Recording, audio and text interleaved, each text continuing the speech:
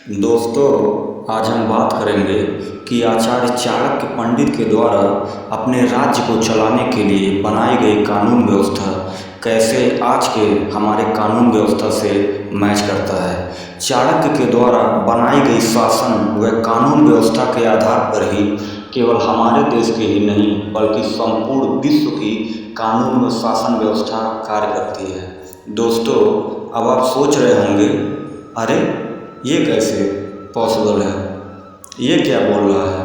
पर यकीन मानिए दोस्तों, यही सच्चाई है। चलिए इस बात का प्रूफ हम आपको देते हैं, वो भी टॉपिक वाइज। पर थोड़ा ध्यान से सुनिएगा और हाँ, वीडियो को पूरा देखिएगा। तो चलिए स्टार्ट करते हैं। तो हाँ, मौर्य साम्राज्य के शासन व कानून व्यवस्था के अनुसार पॉइंट नंबर 1, केंद्रीय शासन का मुखिया स्वयं सम्राट होता था।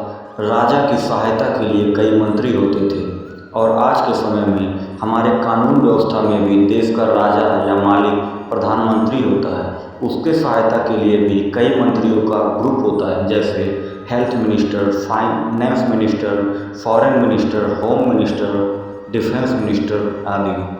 सेकेंड पॉइंट दोस्तों, चंद्रगुप्त मौर्य के अनुसार राजा को अपना राज्य चलाने के लिए उसे अपने राज्य को अलग अलग प्रांतों में बांट देना चाहिए और उसका मुखिया या कार्यवाहक नियुक्त करना चाहिए। और हमारी कानून व्यवस्था में भी देश को सेंट्रल और स्टेट्स गवर्नमेंट में बांट कर ही चलाया जाता है। हर स्टेट्स के अलग अलग चीफ मिनिस्टर्स होते हैं और स्टेट्स को शहर व गांव में बांट कर चलाया जाता है, जो हूबहू चाणक्य नीति के अनुसार ही है। उस समय नगरों की शासन नगराध्यक्ष के हाथों में होता था। बड़े बड़े नगरों के प्रबंध के लिए अधिकारी या सदस्यों को नियुक्त किया जाता था और इस समय भी स्टेट को डिस्ट्रिक्ट और नगर पालिका में बांट कर ही चलाया जाता है और प्रत्येक डिस्ट्रिक्ट के डिस्ट्रिक्ट मजिस्ट्रेट और नगर पालिकाओं के मेयर नियुक्त किए जाते हैं।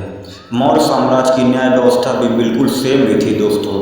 उस समय भी न्याय के लिए दीवानी और फौजीदारी अदालतें होती थी और आज के समय में भी न्याय के लिए हाई कोर्ट और सुप्रीम कोर्ट बनाए गए हैं। पांचवा पॉइंट, चंद्रगुप्त मौर्य के शासनकाल में अपने राज्य की रक्षा के लिए सैनिकों की जिस शासन नीति का प्रयोग किया जाता था, वह नीति हमारे देश के सुरक्षा के लिए भी सैनिकों के रख रखाव और युद्ध नीति में फॉलो किया जाता है।